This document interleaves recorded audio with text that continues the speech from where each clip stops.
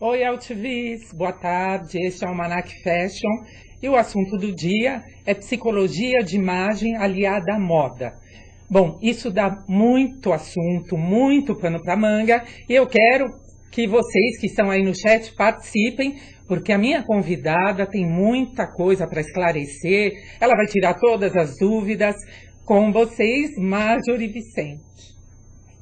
Tudo bom, Marjorie? Tudo bem, boa tarde, Thelma. Obrigada pela oportunidade. Eu que agradeço, porque eu adoro esse assunto, né, de psicologia, de imagem aliada à moda. Eu queria saber, eu queria que você explicasse o que é psicologia de imagem aliada à moda.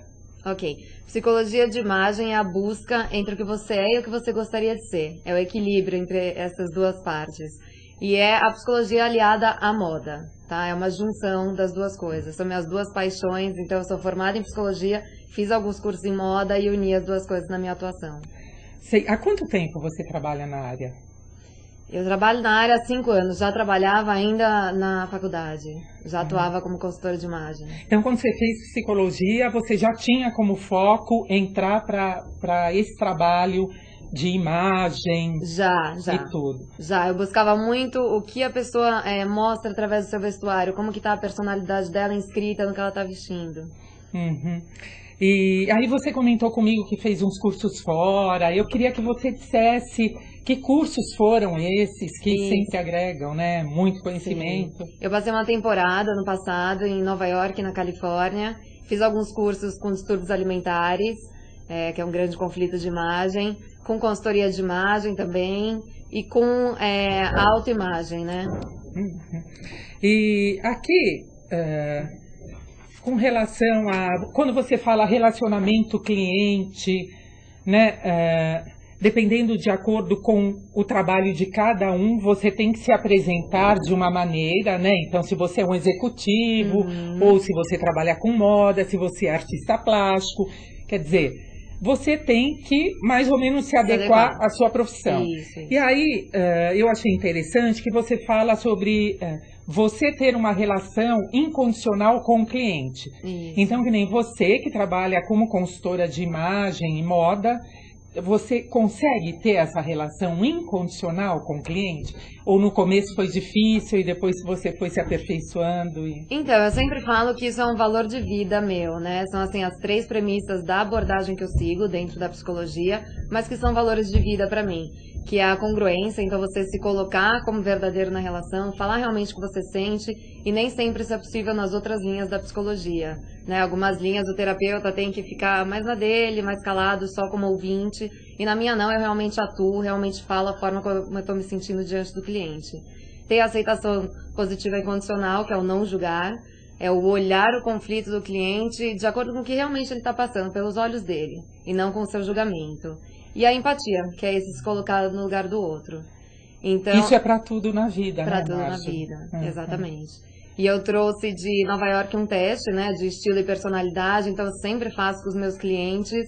E aí dentro do seu estilo, você vai adequar a atividade que você tem profissionalmente, o seu hobby, como que é a sua vida na sua família. Então sempre respeitando o que o cliente é. Eu sempre falo para as empresas que na imagem corporativa não adianta impor, você tem que conscientizar. Você tem que explicar o porquê que é importante o colaborador estar bem vestido, estar com uma imagem bacana, carregando a reputação da empresa. Porque na verdade, né, vamos pensar o seguinte... hoje em dia tudo é relação com um cliente, seja em que área for, né? Você vai se relacionar com clientes e você é o nome da empresa que você está trabalhando. E é aquela história de cartão de visita, né? A forma como você se apresenta, tanto em atitude, comportamento e como você está vestido, Sem dúvida. né, você vai passar essa imagem, quer dizer, o cliente não conhece nada da empresa, mas a partir do momento que ele olha e conversa com você, Ele já a vai criar uma empresa, imagem. para ele é você. Exatamente. Né? Ou vai levar isso como uma coisa extremamente séria, ou não vai ter muita credibilidade. Exatamente. Então eu falo muito isso para os colaboradores, que a primeira impressão é nos primeiros 30 segundos. Então é muito rápido. Justo ou não é assim, imagem é importante. E nesses 30 primeiros segundos, 55% é a sua postura, 38% a sua voz, a qualidade da voz, o tom de voz, e só 7% a mensagem. Então, imagem realmente é importante. E você está falando em nome da empresa ali, né?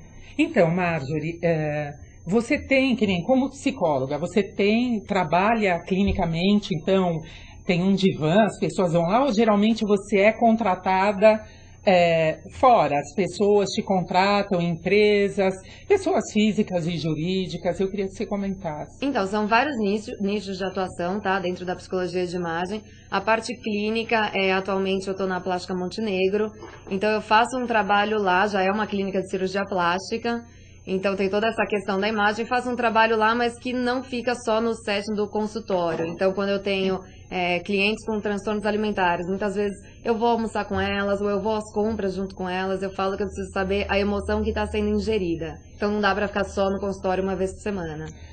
Tá? Faço um trabalho com modelos também, atendo nas agências. Então, depende muito, cada caso é um caso. Qual é o maior trabalho que você tem, assim, da maior procura? Então a gente, né, ouve falar de bullying, transtorno alimentar, a imagem. Eu acho que a imagem perfeita está muito focada nas mulheres, né? Sim. Quererem ter aquele corpo perfeito, sim, aquela beleza, ser jovem eternamente. Qual é o que é o maior para você, assim, a maior procura, a maior preocupação? Realmente essa ditadura da beleza, e é porque a beleza está muito associada ao sucesso, à felicidade, então você só vai ser feliz se você for a capa da revista, igualzinho ao modelo que está ali. Está muito atrelado isso hoje em dia. Então não tem mais a separação, não adianta eu estar feliz afetivamente, feliz profissionalmente, eu preciso estar linda, eu preciso estar magra, é uma imposição mesmo da sociedade. Bom, pelo menos desse mal os homens não sofrem, né, Marjorie? Sofrem também, em menor grau, até os transtornos alimentares, anorexia, bulimia acometem muito mais as mulheres, mas os homens também sofrem. E tem transtornos que são mais específicos deles, como a vigorexia, que é aquele cara que malha muito, já tá forte, mas se enxerga magro. Então eles também estão sendo acometidos. Me diz uma coisa, eu queria saber, porque eu já tinha ouvido falar, né, que toda a sua energia, quando focada demais, diretamente, quando se torna uma neurose, por exemplo, que você falou dos homens, né, desses que não saem da academia, que malham direto, que você vê o cara tá estourando de bombado, mas ele se olha no espelho, ele se acha maravilhoso, mulher nenhuma gosta, mas ele se acha, né, o rei da cocada. Com relação a isso, é verdade que afeta até o lado sexual? Porque, né, diz que toda energia, quando é voltada, é muito aquela neurose para um determinado negócio, passa a ser um desequilíbrio mesmo, emocional, algum problema. Você passa a ter só um foco, né? Não distribui a energia, não distribui a atenção para as outras áreas, o sucesso ou o fracasso, então é sempre só na imagem. Sem dúvida é um problema. E com relação a bullying, né? Porque as pessoas falam muito em bullying nas escolas, infantil, né? Nas crianças que têm 5, 8, 10 anos. Mas a gente sabe que o maior problema, né, que a cabeça do ser humano em geral é uma interrogação na adolescência. Sim. Enquanto se é pequeno, tudo bem, leva-se muitas vezes a brincadeira e tudo, mas na adolescência que gera aquele trauma que, se não tratado, ele pode levar esse problema para o resto da vida. Sem dúvida. Então, é uma fase de muitos conflitos, né? De muitas mudanças. Eu queria saber com relação a bullying, de que forma você trabalha, onde você atende. Então, a ideia é sempre fortalecer a vítima, né? Então, é claro que se for criança, tem a intervenção dos pais, tem a intervenção da escola, mas tem que fortalecer a vítima, ela tem que aprender a lidar com aquilo, porque a vida está aí fora, o mundo não é fácil e ela precisa estar preparada. O que eu sempre falo do bullying é que tem uma relação de poder instaurada. E não são só os dois personagens, né? Não é só o agressor e a vítima. Tem o espectador também, que é extremamente importante. Só tem o agressor porque tem o espectador. Então esse agressor, ele só se sente bem com ele fazendo mal pro outro e sendo aplaudido por isso. Né? Tem toda essa questão por trás. Você acredita que isso tem a ver com uma educação, uma falta de estrutura familiar, de repente, desse agressor e dessas pessoas, né, que não têm atitude, que ficam olhando e dando risada, que é ridículo isso, né? Você acredita que essas pessoas que são fracas, né, em todos os sentidos, têm a ver com também a estrutura, a falta de uma estrutura sólida de educação que os pais passam para ela? Então, em psicologia a gente nunca fala isso, né? Não é nada de exato.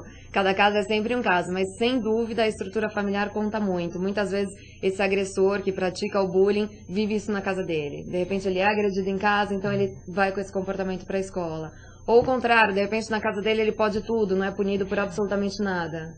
Então cada caso é um caso.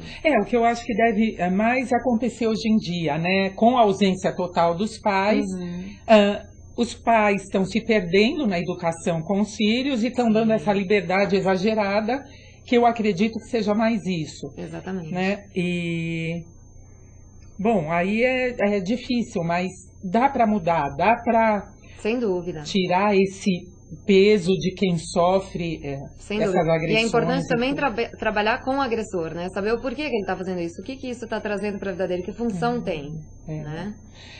Isso é interessante saber com relação ao bullying, né? Porque sempre que eu vejo entrevista, reportagem, televisão, etc. e tal, eu vejo sempre os pais pondo a culpa na escola, como se a obrigação, né, da criação, da estrutura emocional e da criação, da educação fosse da escola, né? Sendo que não. Começa com a família e a escola dá um complemento para isso, sem né? dúvida. Mas é muito mais da estrutura familiar que os pais passam do que necessariamente a escola, né? É importante você falar isso. Essa semana eu fiz até uma matéria sobre o papel da escola no bullying, e eu falei que o importante não é você punir simplesmente por castigo, é você punir de uma forma educativa. A criança tem que saber o porquê que está sendo punida e essa punição tem que de alguma forma aliviar o sofrimento do outro.